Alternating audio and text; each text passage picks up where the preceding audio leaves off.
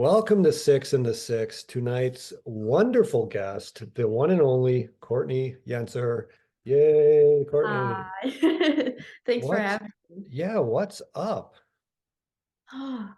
Right now, I'm just enjoying break, getting ready to go back to soccer, and just enjoying myself right now with the break that I have.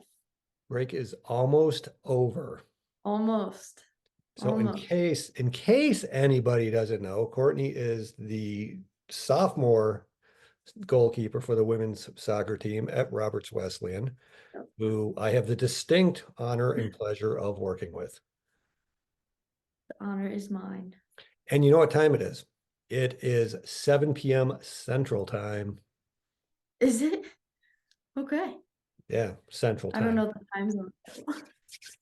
All right. So Central time, maybe? Central Time, right? Okay. Well, you got it's break. Okay. So welcome. I think it's been a while since I've had an currently active soccer goalie on the podcast. So this should be fun.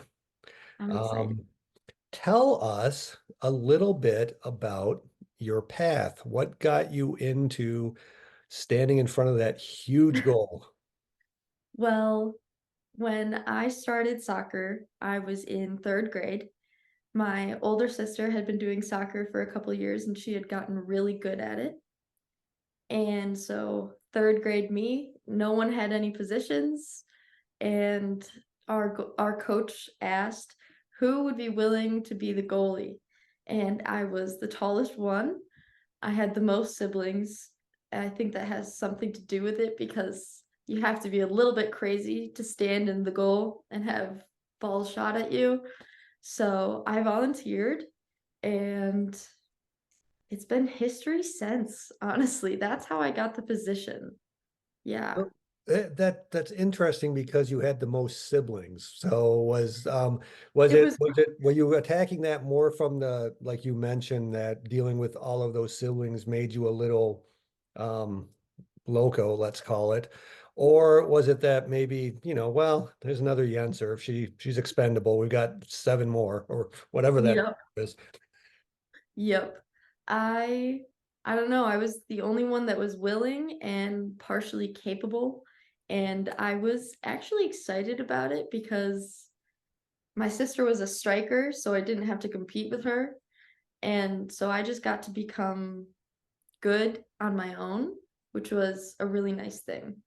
So there was a So lot of what did sibling you besides your sister being a striker and not having to compete, what about the position um kept you interested in it? And I mean, what did you enjoy about it? I enjoyed just I don't know. I was the person that everyone was trying to beat all the time. And I was the last line of defense, still am.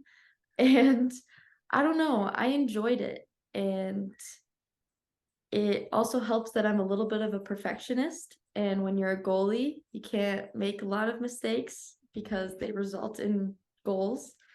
So I learned how to perfect little techniques and stuff. I still have a long way to go. I got a lot to learn.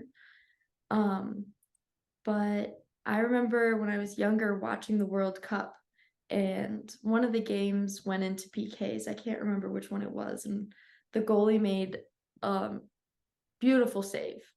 And I just remember wanting to be like that. I don't know. That was just, it was my dream to be in net somewhere that mattered. Do you remember who that goalie was? Like who did you look up to from a goalie position growing up and your journey up through youth to Roberts? I would say that the big one for me was Hope Solo for a little bit. I know there's a lot of controversy around her and everything because she's made mistakes, but she's also grown from them, which was kind of inspiring. And I just remember wanting to be like her, and my sister got a picture with her at a soccer game and sent it to me and rubbed it in my face. And but she was probably the person that I looked up to most. I've always been a pretty big Hope Solo fan myself. I think maybe I like the goalies that are a little edgy, if you Yeah, will. I think a more current favorite of mine was Ashlyn Harris, who I had shares some of the similar traits, although obviously they're two different people. Yes. I like Ashlyn Harris. She's a very talented goalie, yes. And I kind of like how she post athletic career has kind of taken her message and her truly authentic, unique self out into the world and is doing some cool things. I agree. I agree. So back to your sister. Did she help you develop? Like, would she shoot on you in the backyard? Would you help her Yes. develop by like saving all her shots and Yes. making her better? How'd that dynamic work?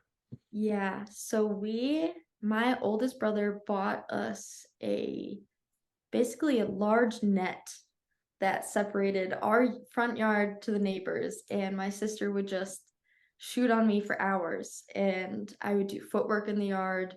She would do footwork, and at the same time, and she would teach me a lot because she went premier before I did. So she taught me a lot of skills and stuff that I didn't know to even practice. So she helped me a lot through really just intensifying my skill and bringing me to that next level. Sorry. Sorry, that There's was a my sister there's a actually. glitch in the system. It was your sister. She knows we're talking about her. Yeah, I guess so. So I think another thing you said they're interesting working on footwork and the like. A lot of goalies I talk to get into the goaltending position because they're watching those crazy extension saves and the Mhm. first thing they come to me day one and it's like, okay, well, let's work on some footwork and some angling and stuff. And they're like, when do I get to save the upper 90 shots? Um, and it's funny that that's what draws people in, and that's one of the quickest ways to get yourself back out if you're not Mhm. careful. How have you seen a change in the game from you playing and the way the teams you have been on style that you've become more of a ball controller than necessarily a shot stopper? Do you know what I mean? Think so. I have seen that in myself a little bit. I have tried my best. Do you mean like taking in the ball instead of just like Yeah, putting it? like I feel it depends on the team, obviously, and the way the coach wants to implement the style of play. But it seems like our reliance on our foot skill, there's a larger emphasis on it than perhaps we thought when we first decided to jump in goal. Yes. Yes. I didn't realize how much foot skill played into being a goalie, but I mean, you have to get across the goal in a matter of a second in order to save a ball. And you have to have the right footing and to jump off the correct foot if you need to. And it takes a lot of practice. And it's just something that I have been trying to work on for years. My old coach, goalie coach at Rhinos, his name was Pete LeBate. He was a jerk to anyone who knew him, but he knew what he was talking about. And, you kind of just had to listen to him and figure out, watch the rest fall in place. And you kind of had to put a little bit of trust in him. And it worked. I was with him for 4 years and I grew a lot in those 4 years.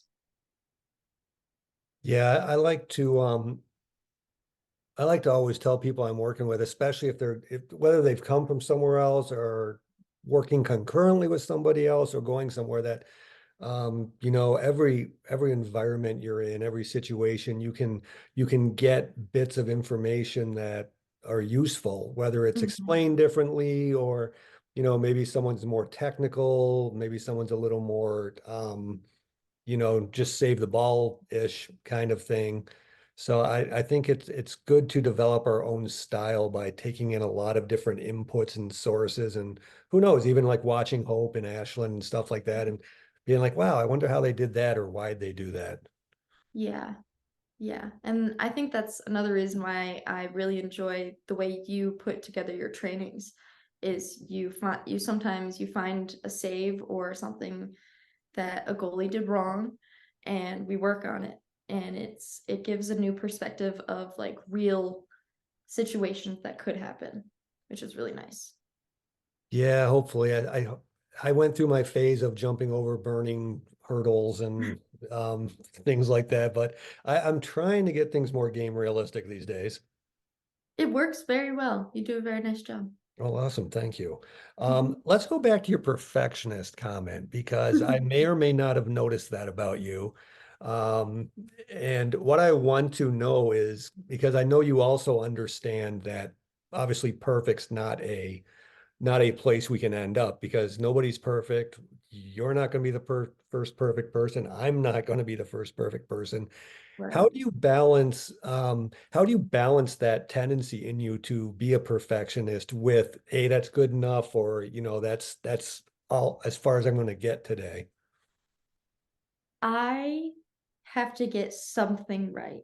I don't always have to get the ball.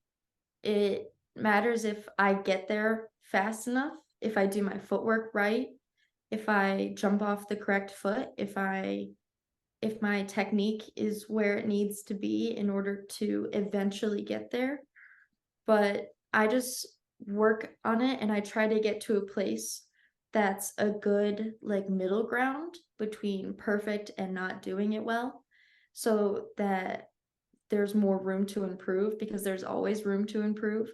Like you said, not everybody is perfect and there's no way we can be perfect, but I've just learned to try my best and to put in as much effort into at least one thing every day.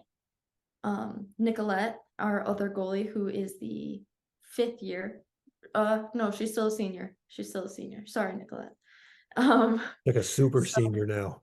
yes, she's the one that actually gave me the advice one day. She saw me, I was really upset during practice, and she said, focus on one thing. You don't have to get it all right. Get something right. And that's what I did.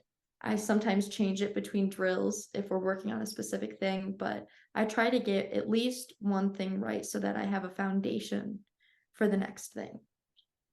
Well, I like that. I think that's a good mindset because sometimes we can get, sometimes not always, we can get kind of overwhelmed by the entire situation.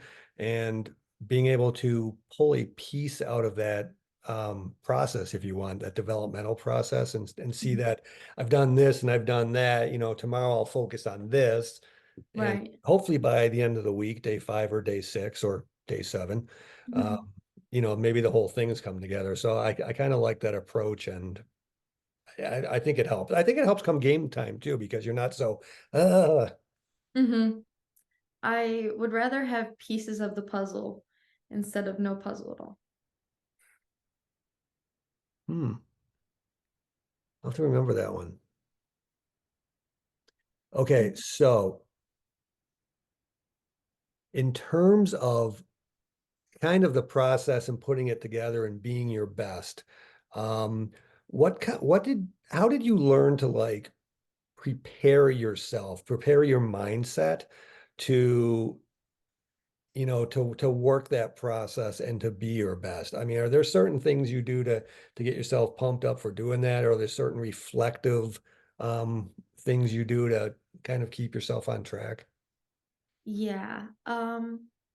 I imagine myself doing it before it actually happens. And sometimes I also like to see someone else do it first.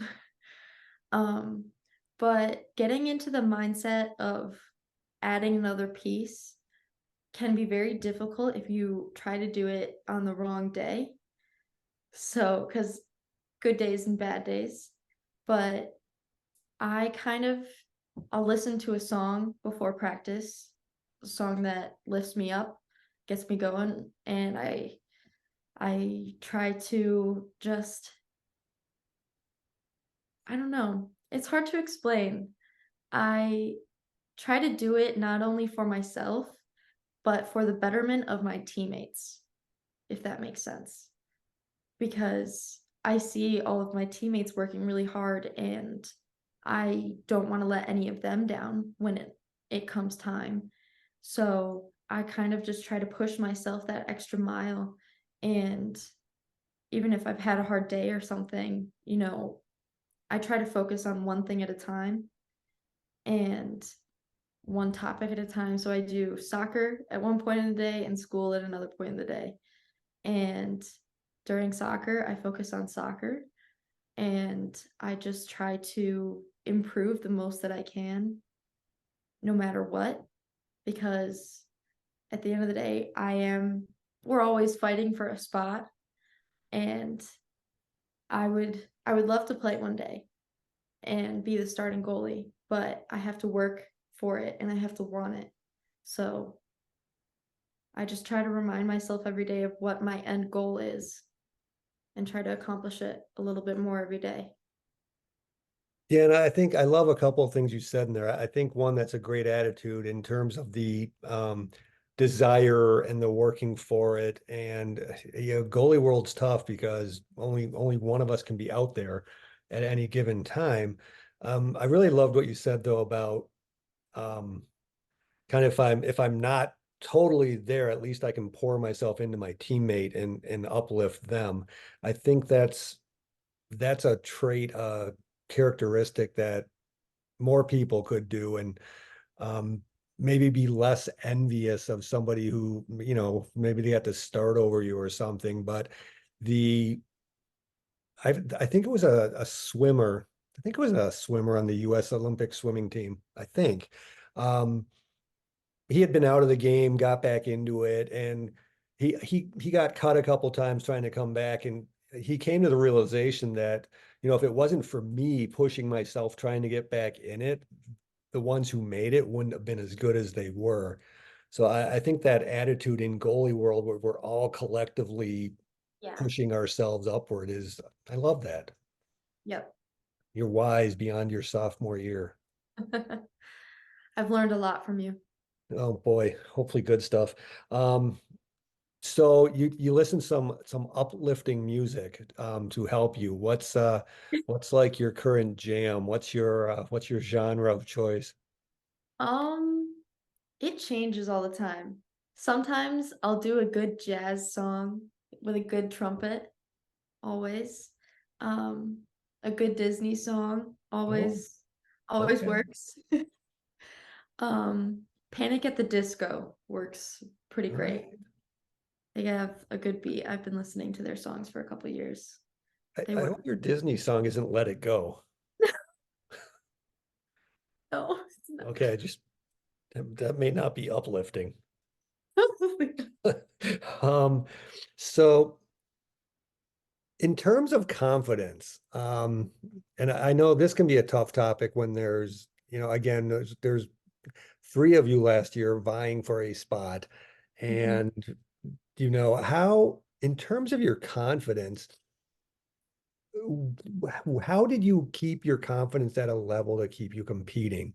You were in a spot that you were trying to push Nick along, you were trying to get that spot, and at the same time, kind of mentoring and pulling Becca along at the same time. You were kind of like that middle sibling Yeah. this year. How did you keep your confidence up in those different scenarios? I It was difficult some days because, everybody wants to play. Of course I wanted to be out there and be on the field in the 18, but you know, I realized that it wasn't my time to be there yet and I'll have my day. And so in the meantime, I am going to push everybody else 10 times harder and push myself 20 times harder so that we can be the best team that we can be because I play a team sport, honestly. And we aren't anything if we aren't together. So I found out my freshman year that basically my job was to be the biggest cheerleader on the sidelines that I could be. And so I decided that even if I wasn't going to be on the field, people were going to know that I was there and that I was cheering for them. And so I decided at one of the first games at Roberts that I was going to be the loudest person on the sidelines no matter what. And I dedicated myself to that and I dedicated my time to uplifting other people so that everyone could win together, because can't do it alone.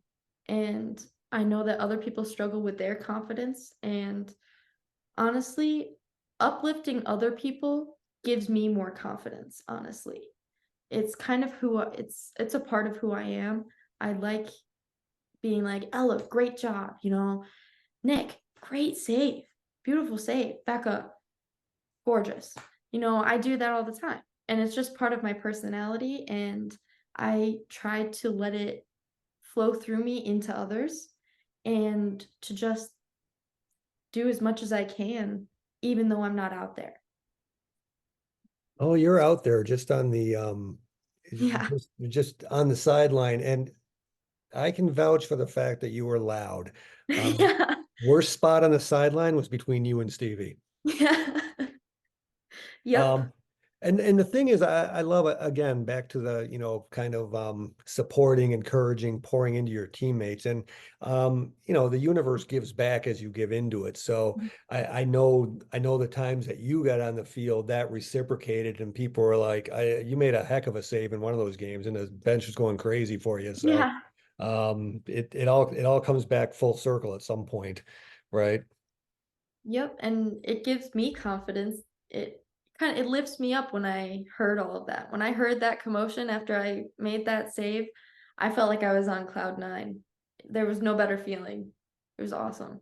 Yeah, for sure. So you talked about pushing yourself. And part of that's driven by that perfectionism tendency we talked a little bit about. How do you like when you're banging up against that comfort zone, your safety zone, where you're like, I don't know, I've never done this before, or I've always struggled with this. How do you battle through like your self-doubt or your self-talk and just saying, hey, just go for it, fumble a few times, whatever it is, and work through it. How do you deal with living out there in the unknown? Um, when I am faced with a challenge that I don't know how to solve when I'm playing a sport, I try my best to break it down, and I honestly try to go back to the basics. And I try to make it one step at a time. And there are some days where I'll go out on the field and I won't even bring a soccer ball with me. I'll be doing the footwork and the jumps without a soccer ball. I probably look a little stupid, but it helps me when I need it. And I break it down as much as I can to the simplest footwork, to the simplest jump, to my hand positioning. And sometimes I just need to go back to that first step in order to get to the top top one. You find when you're breaking down something like that, that we have a tendency, and by we, I mean maybe us as coaches and you as athletes, do we have a tendency to maybe overcomplicate some of the things, which causes some of the um, confusion about maybe where that comfort zone is? Honestly, I overcomplicate it in my own brain most of the time, and I build it up too much to a point where it's almost terrifying to do it. So I kind of just have to get myself away from that ledge or just jump. And lately, I've been learning to just try and go for it. I've been trying that. It's terrifying, but every once in a while it works out. But the coaches do a fairly good job when I need them to. If I say, like, hey, can you break it down for me a little bit? You guys do a good job of just saying, oh, well, you need to do this, and then that. So I use you guys as a good resource. I think I noticed, especially this past season, I think I noticed you kind of pushing through some of those barriers and some of those obstacles and challenges and limiting beliefs, honestly, I think. Yeah. Whereas, there was less of a, and it wasn't always spoken, but more like maybe executed. There was less of a, I'm not able to do that because of whatever reason. And I think this past season I saw you actually like tackle some of those challenges, and which was more of an inner battle with what you thought you were capable of. And am I right on that? And Oh, how did that help progress your development this year? a lot changed this year for me. Um, my freshman year, I felt like I was meant to be coming in and I didn't know if I was going to learn a lot. And it turned out I basically knew nothing and I had a lot to learn. And so my freshman year, I kind of just tried to suck up as much of information as I could. And this year, I have been trying to break through the walls that I have put up a long time ago because I had a lot of older coaches who would tell me, oh, you're too long, you can't get on the ground. Oh, you can't get the low balls that are in the corner. And then one day you told me that I could, and so I could. And I think I needed a little bit of a push from someone else to say, yeah, of course you can do that. Of course. For me to actually believe that I could. So I think the coaching has a lot to do with how a player's mentality goes into their game sometimes. I would agree with that, but none of that's possible without you embracing that thought and challenging that inner belief of yours and saying, well, okay, if the coach believes that, maybe I should give it another chance. And I definitely saw more of that this year. And it's funny, your freshman year, I think I saw that kind of deer in the headlight thing out of you, where it was just like, what? And I certainly wouldn't say you didn't know anything. That's like, get that out of here. But yeah, so onward and upward. That's kind of exciting. What do you look forward to in the upcoming spring season, and more importantly, in the upcoming fall as a junior? How are you hoping to advance yourself even further now? um, I'm hoping to be able to fly. I want to fly. And so, yes, like an albatross. Like a beetle. And yes, like um, so Nicolette and I are different heights and we have different strengths. I'm very long and she can fly. And I've always wanted to fly. And she told me that this spring she would teach me how to get up there. So I'm excited about that. Um, I'm excited to see how our team comes together, hopefully this spring. I think I'm hoping for a good amount of team bonding, hopefully this spring, to get us a good foundation, at least for the next fall. And who knows, maybe next fall I'll be playing a little bit more, hopefully. Can't say how much, never know, not up to me. I can only just try my best. Um, yeah, I look forward to spring starting because I've got some good things in store. I know you do. I'm nervous. I've had a few weeks to sit here and just like put stuff together. I know. You should be That's scared. terrifying. All right. Um, I want to go back to kind of your team first mentality and your work ethic around that. When and how did you really develop that? When did it first kind of take root in you that that was an important attribute to have as a player? That was an important part for me when I was first learning how to like what a PK was. When I first learned how to like save a PK or something, it took it took me realizing that, everyone in that moment had to play a part and it couldn't be one person's mistake. It couldn't be the goalie or the shooter. PKs are honestly, they're usually up in the air. You never know what's going to happen. And I remember the first time that I ever went into PKs at a tournament and we were tied 4-4 and I had to save this next one. The ref did not blow the whistle and I saved the goal. the ref made us redo it and she scored. And I saw my entire team just kind of came together at that point, and it kind of showed me that, even if we lost, we were still together, and it really drove in, we win together, we lose together, we tie together, we do everything together. And my parents are have always taught us commitment. You commit to something, you got to do it. So as soon as I committed to only playing team sports, I was committed to every single person that was on the roster with me. And I might not have liked all of them all the time, but at the end of the day, they were my family. Cool. Oh, that PK story makes me agitated just hearing it. Um, I was how, so speaking of PKs, how do you, I mean, it's funny because a lot of non-goalies and probably a lot of goalies think that's a very high pressure situation for us. And I tend, and you know this, I tend to flip the script on that a little bit and say, yeah, I think the pressure's on the shooter, honestly. I mean, nobody in that stadium expects us to save that ball. So Mhm. who's the pressure on? How's your mindset going into that 1v1 battle? And by the way, it's like one of the most unfair thing in any sports. Penalty kicks, penalty shots, whatever, bad.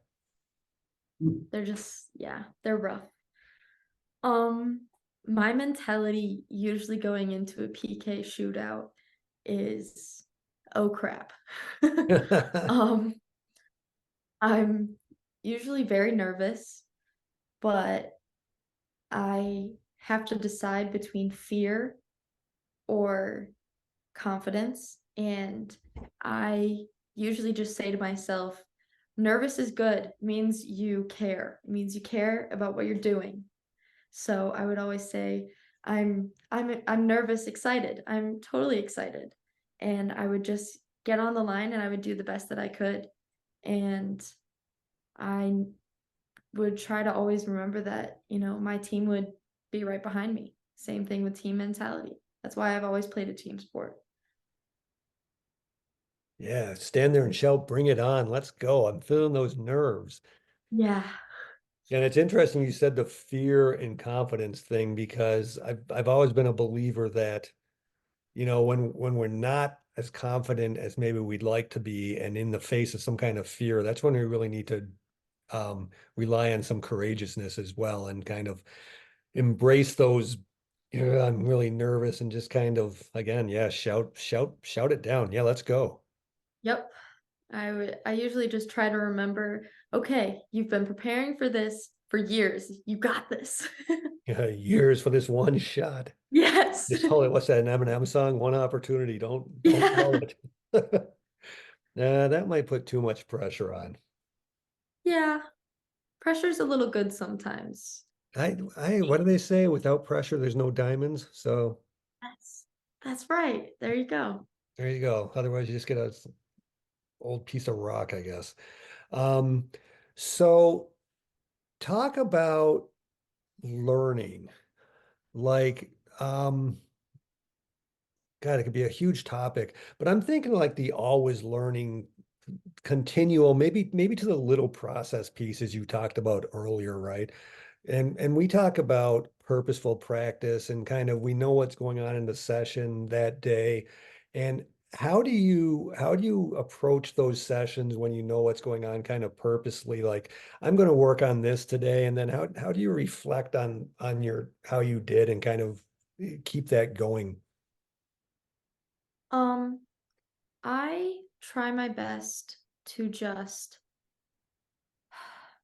I try to imagine it as if I was on the field playing live play when we do something like that. So that when it comes time for us to actually be on the field, I have a little idea what I'm trying to do. And I try to make it, well, you also help a lot with situational awareness of where, maybe there's a player at the top of the six, maybe there's a player standing in front of you. And I kind of just try to imagine it as best as I can and take it frame by frame. Um, I reflect on the day based on how I feel I did. I don't know. There's some days where people would be like, "Wow, Jens, you did so great." And I'm just like, I could have done better. But I try to keep myself to a standard so that I don't know how to explain it. I don't get to below it. I want to be I hold myself to a higher standard just as I hold my teammates to the standard that I know they can play it.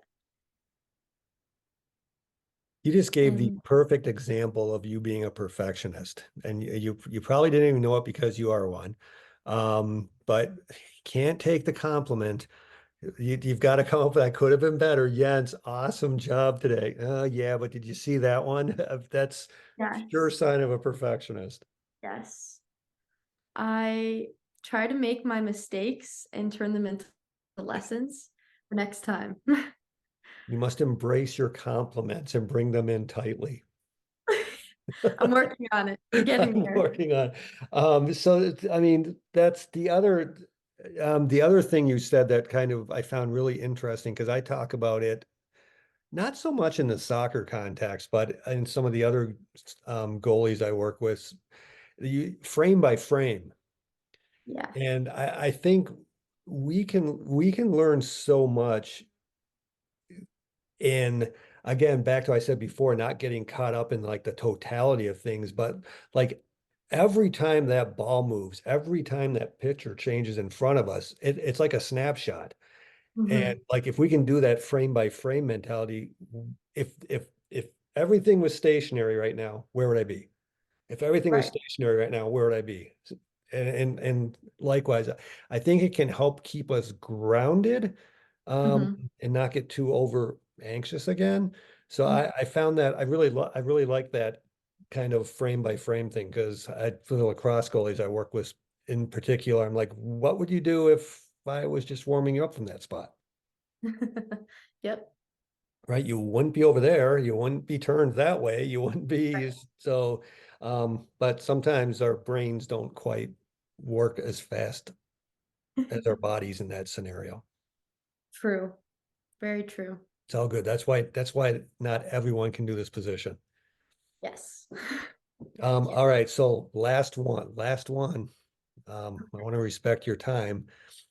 What would you, as you sit here today near the end of your break, Well, tell your third grade self who was volunteering to play goal for the first time ever? What advice would you give her? Um, to keep your head up and honestly, to just have confidence in yourself. Because at that time, a lot of people didn't have confidence in me that I could do it. And I would probably just tell her to keep going and keep working, and that one day it'll be worth it.